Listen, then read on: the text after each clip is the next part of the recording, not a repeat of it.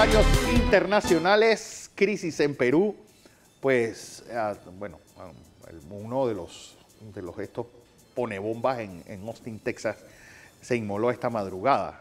Así que, y prisión para Nicolás Sarkozy. Buenos días, Fernando. ¿Cómo anda el mundo, ¿Cómo está usted?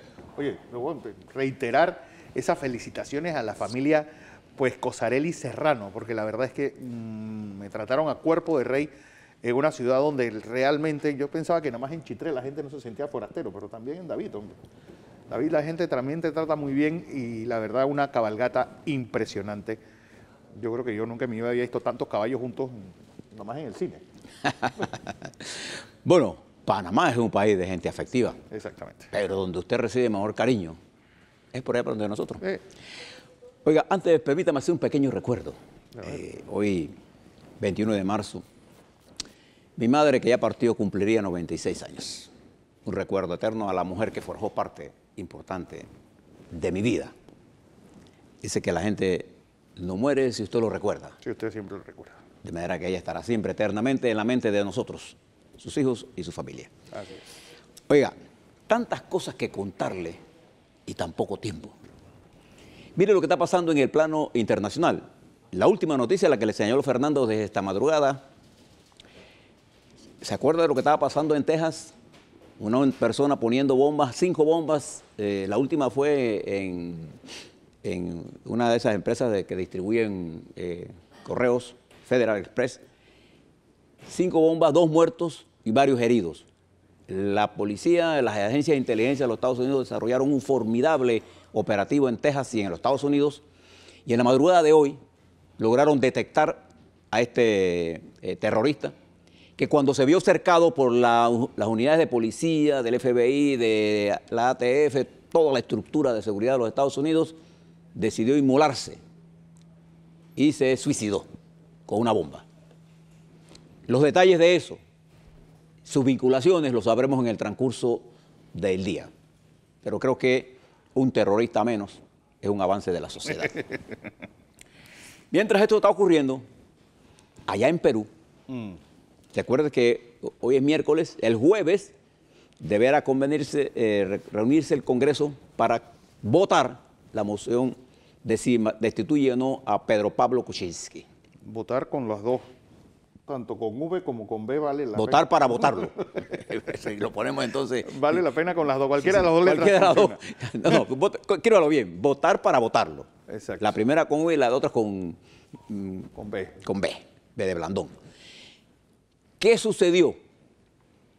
Recordando los Vladivideos, ¿usted se acuerda en el año 2000 cuando se salieron los videos de Montesinos que liquidó a Fujimori? Aquel video donde parecía Vladimiro Montesinos repartiendo plata, dinero en efectivo así a los congresistas. Bueno, ayer se circulan 3 videos en la cual hay ministros y el hermano de Keiko Fujimori,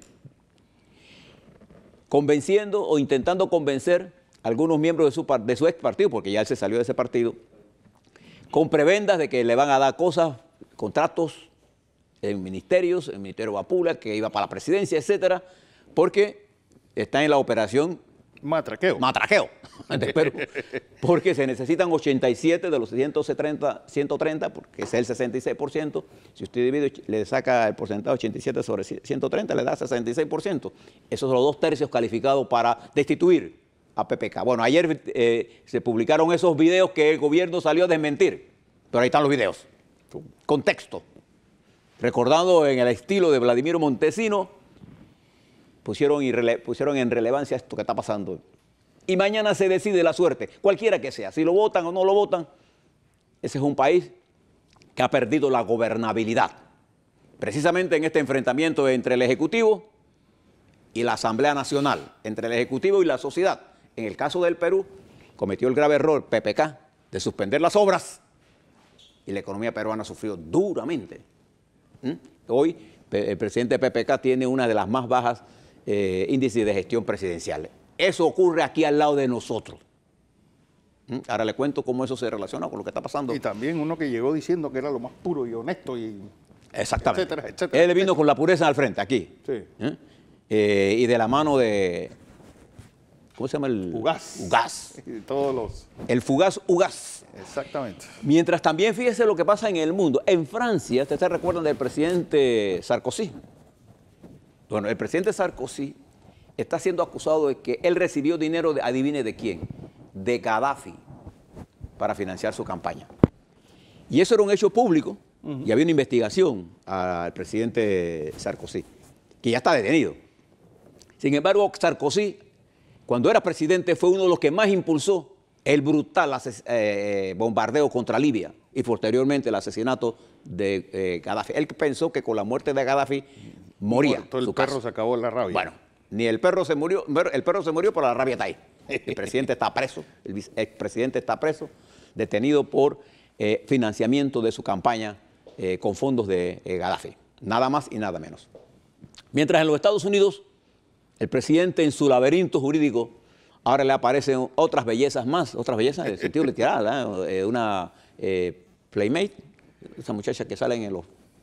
Bueno, alegando que ella llegó a un acuerdo con, creo que Enquirer, no sé, creo que es Enquirer, sí, para que se publicara una denuncia que hacía contra el presidente. Le pagaron $150,000 con tal de que no hablara más, para que no contara sus relaciones. Tu belleza.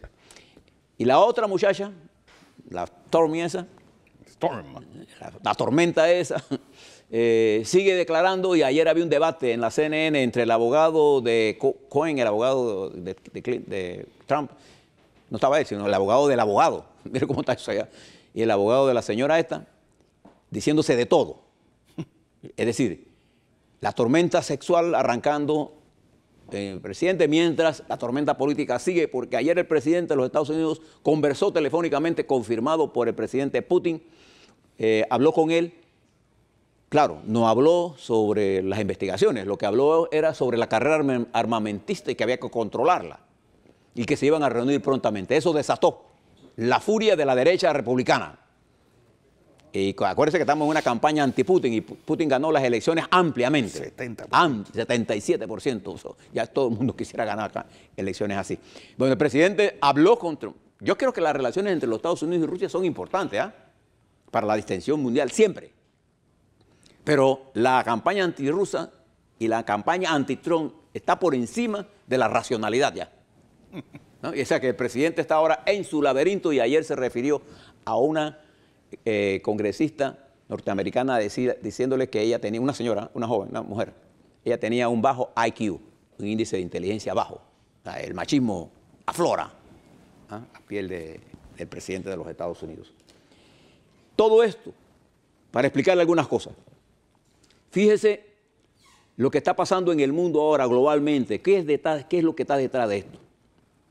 Los Estados Unidos, bajo la dirección del presidente Trump, ha cambiado el modelo de los Estados Unidos de hacer negocios. Los Estados Unidos se ha cerrado con esto de América primero, y en vez de exportar, el señor Trump quiere traer todas sus compañías para los Estados Unidos y está tomando medidas para que las compañías regresen a los Estados Unidos en contra del comercio mundial, y se está aislando del mundo.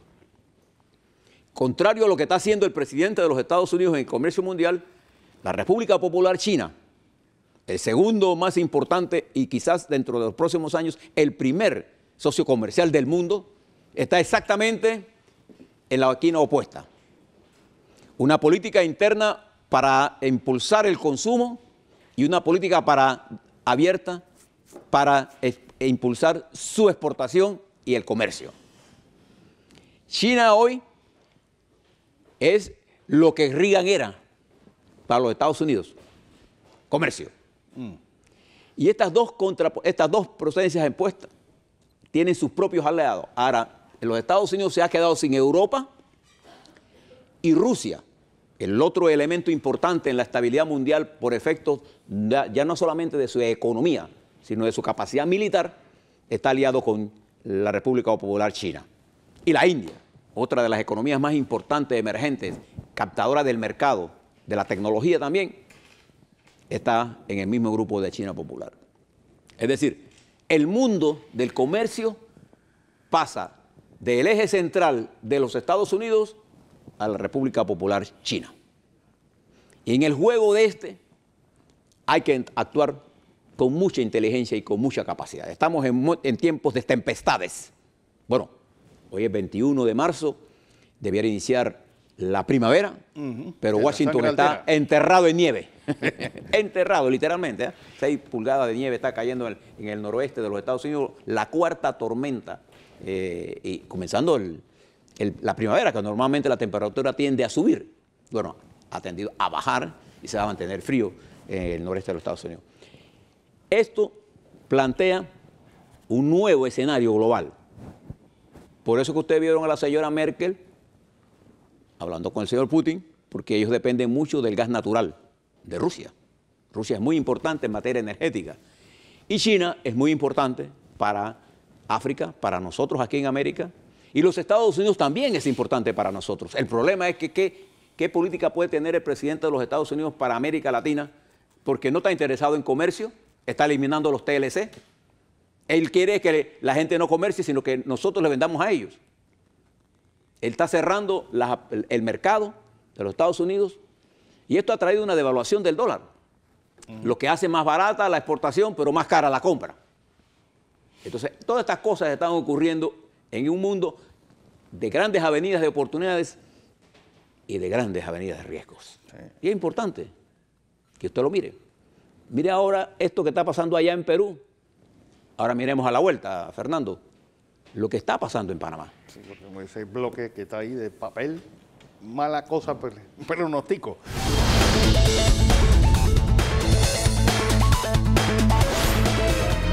Así es, comentarios nacionales del ingeniero José Blandón Castillo. Y cada vez que usted llega con estos grupos de papeles, alguien tiembla en su casa, ¿eh? Bueno, ahora le hablo sobre esto. Antes, un saludo cordial a los poetas y poetisas de mi patria. Así es. Que forjaron la conciencia nuestra. Yo siempre he tenido el criterio de que los poetas y las poetisas son los verdaderos arquitectos de la construcción del alma de una nación.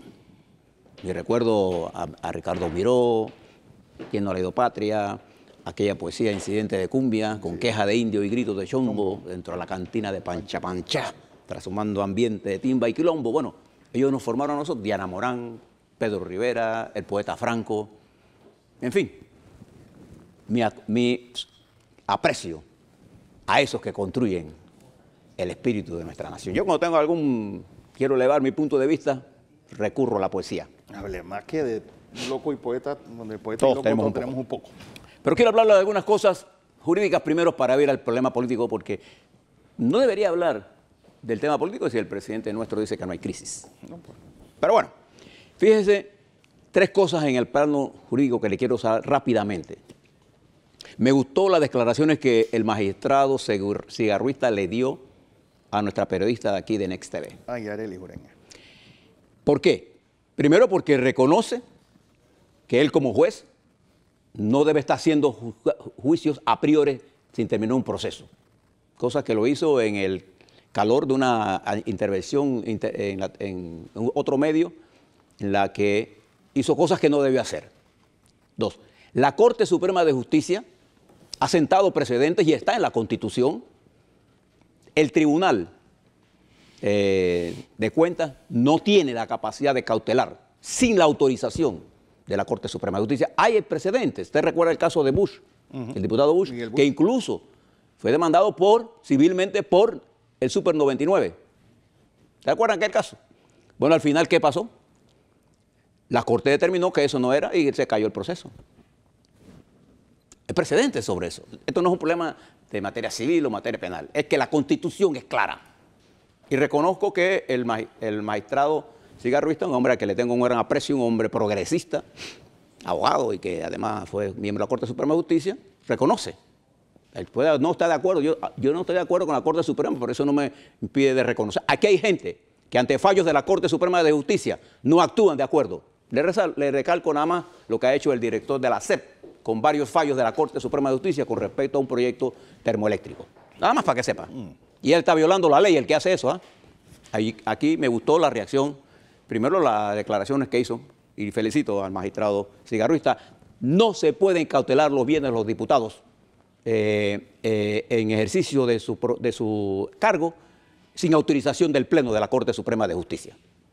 Y no se puede investigarlos porque solo el artículo 155 de la Constitución le da esa potestad a la Corte Suprema de Justicia. No hay nada más que hablar. Por contrario, no me gustó la posición que asumió el procurador de la administración, porque Rigoberto sabe perfectamente bien, y comenzó a darle guachi a su interpretación, que la interpretación de la Corte es esta.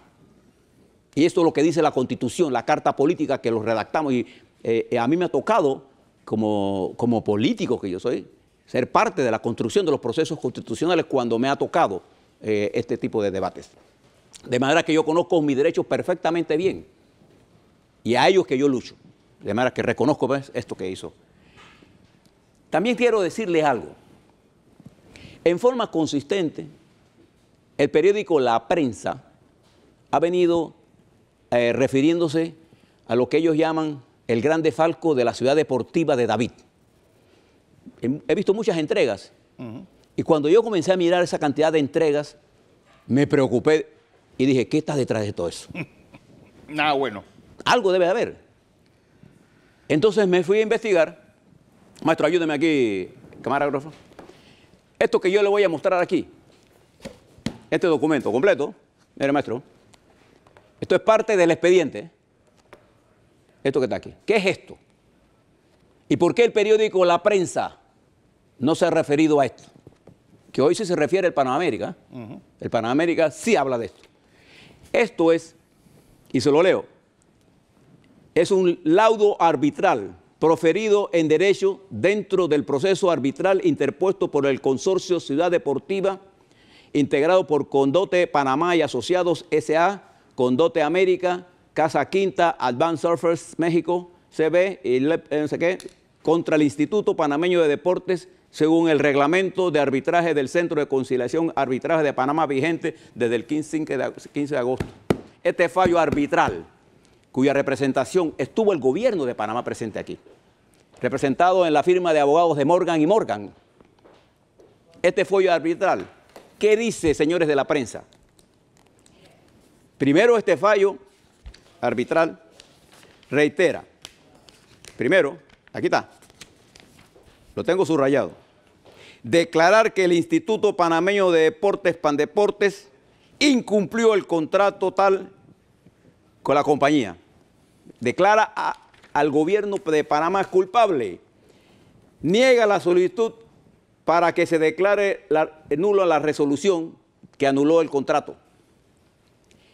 Y declara que el Instituto Panameño de Deportes está obligado a pagar al consorcio una X cantidad de 17 millones de dólares, creo que es la totalidad. Y fíjense cómo termina esto. El presente laudo arbitral será final, obligatorio y vinculante a las partes. Este fallo es definitivo.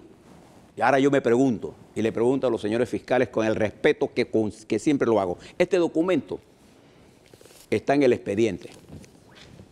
Este documento. Desde febrero. Pero en marzo se ordena la detención de 3 panameños que están en las cárceles. Ilegalmente. Porque este fallo es definitivo y vinculante a la República de Panamá. No hay más nada que hacer en esto. Esto murió aquí. A menos que la República de Panamá haya decidido vivir ermitaño, que no le importa el derecho internacional. Aquí estuvo representado Panamá en este fallo. Y por eso que lo de Costa Rica se alegaba que no era vinculante, porque Panamá no era parte. Ahí no había una controversia, ni Panamá era parte de esa. Pero esto sí. Panamá estuvo, el gobierno estuvo representado aquí. Y los documentos que están aquí demuestran que Pandeportes violó el contrato. Y la forma en cómo se declaró cancelado fue incorrecta. Eso es el problema cuando uno no hace las cosas en el marco de la ley.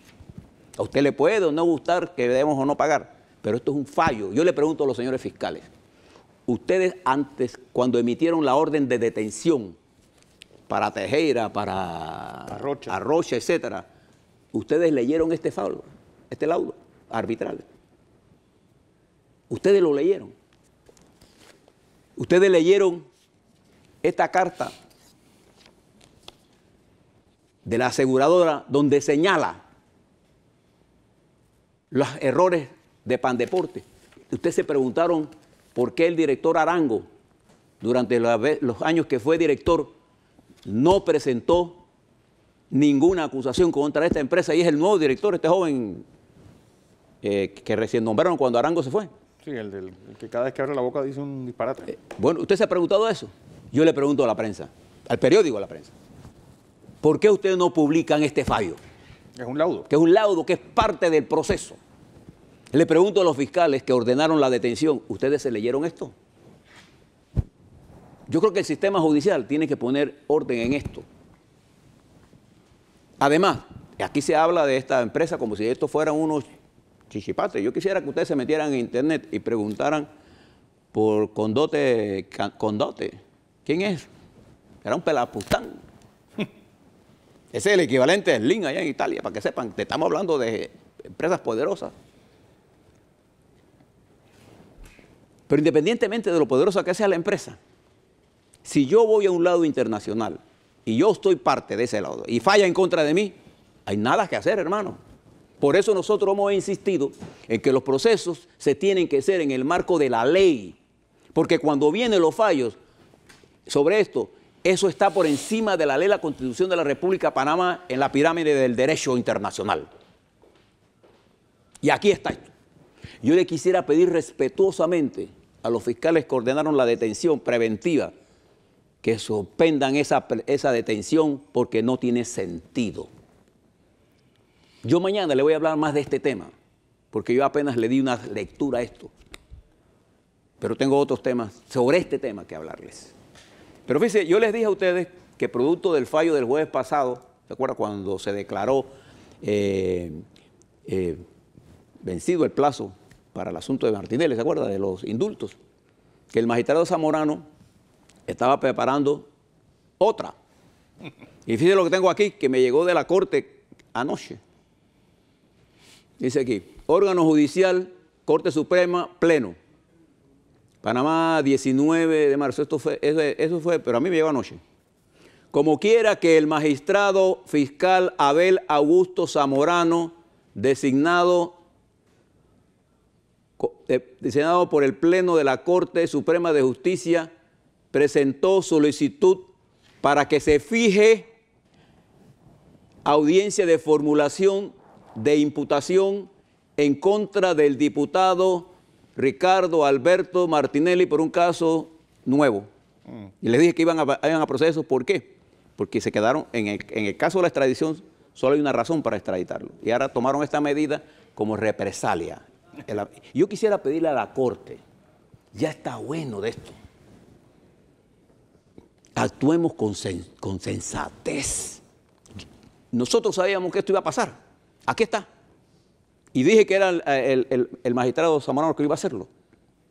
Y cuando usted va al caso este, se da cuenta que aquí no hay nada de fondo.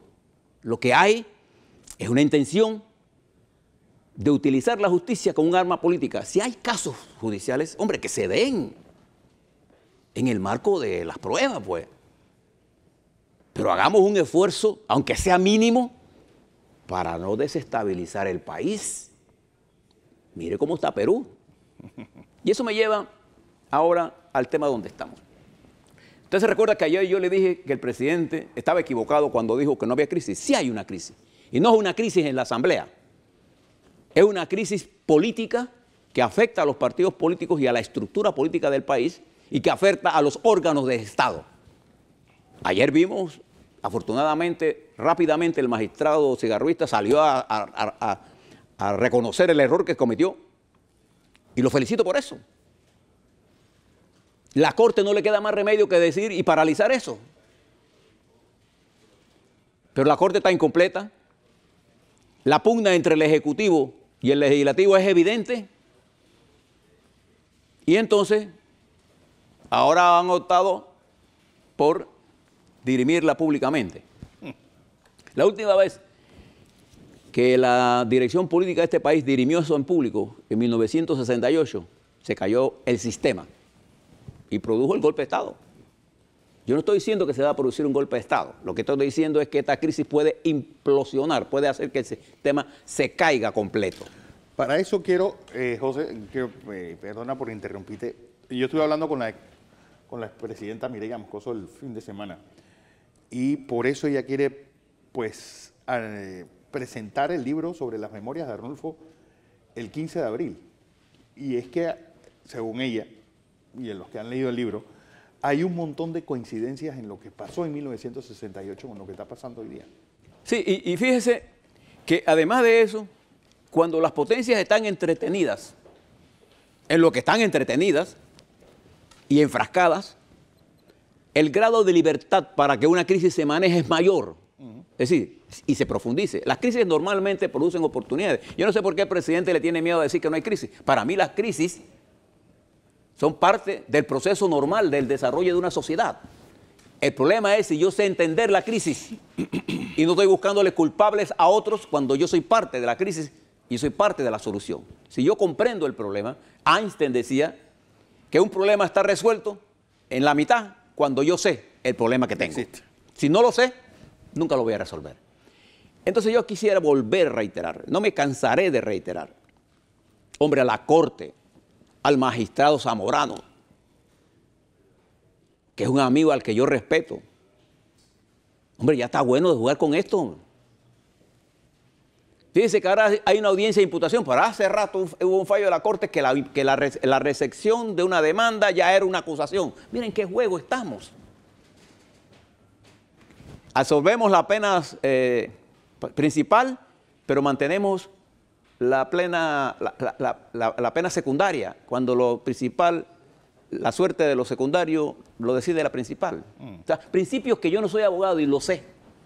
Vi ayer con mucha preocupación que el hombre que debiera poner orden en esto, que es el procurador de la administración, titubeara tanto. Él tiene suficiente conocimiento técnico, jurídico y constitucional para haber dicho categóricamente que eso era improcedente, hombre. No hay que ser, además, ningún juez, ningún fiscal puede estar acusando a nadie, porque el proceso, el artículo 8 del Código Procesal Penal por el cual están siendo juzgados los diputados, presume la inocencia, pero además le prohíbe taxativamente a los fiscales y a los jueces condenar públicamente a nadie, hombre. Hay que ser muy inteligente o muy estudiado en derecho. Yo soy un hombre de ciencia, pero he tenido que leerme todas estas cosas en este proceso y he aprendido mucho. Y cuando no sé, voy y le pregunto a los abogados. Yo quisiera hacer una recomendación hoy. Yo quisiera que esa inteligencia nuestra de nuestros abogados nombre una comisión, no solamente del Colegio de Abogados, sino de los abogados gremialistas, de los abogados independientes, para hacer una propuesta de cómo manejar esta coyuntura desde el punto de vista jurídico. Porque aquí hay acusaciones del Contralor contra diputados. Y después no, yo no dije eso. Hay cautelaciones que se hacen sin siquiera meditar en lo que están haciendo, hombre. Hay la judicialización de la política. Y vamos a un proceso electoral. Y mire cómo está caldeado el ambiente. Cualquier cosa que uno diga, comienzan los salvajes del ritmo a palpitar y a escribir babosadas. Por ejemplo, usted que estuvo por allá por David, le cuento algo. Yo vi a la diputada Kathleen Levy y a la diputada Zulay, hombre, qué hermosas se veían en esa feria, hermosa de verdad. Bueno, hay gente brava por eso, pues. Mire qué clase de tontería. Son muchachas hermosas, jóvenes. Y estaban en un evento de gran magnitud social en David. O sea, seguro que la gente en David estaba entusiasmado de ver a ellas y a todas las mujeres hermosas de Chiriquí. ¿Qué sentido tiene para nosotros estar atacando a la gente por las cosas sencillas que hace? A ver. Entonces le dejo todas estas reflexiones. O mañana o el viernes, cuando yo termine de leer esto, porque esto sí es una atrocidad. Pero el periódico de la prensa, que tiene acceso al expediente, yo le pregunto, si no, yo le mando la copia Este es el laudo, pero está en el expediente. Díganle al que le entregó usted el informe que le mande el laudo arbitral, que es vinculante y definitivo. Es decir, aquí no hay pataleo de abogado. Sí. Bueno.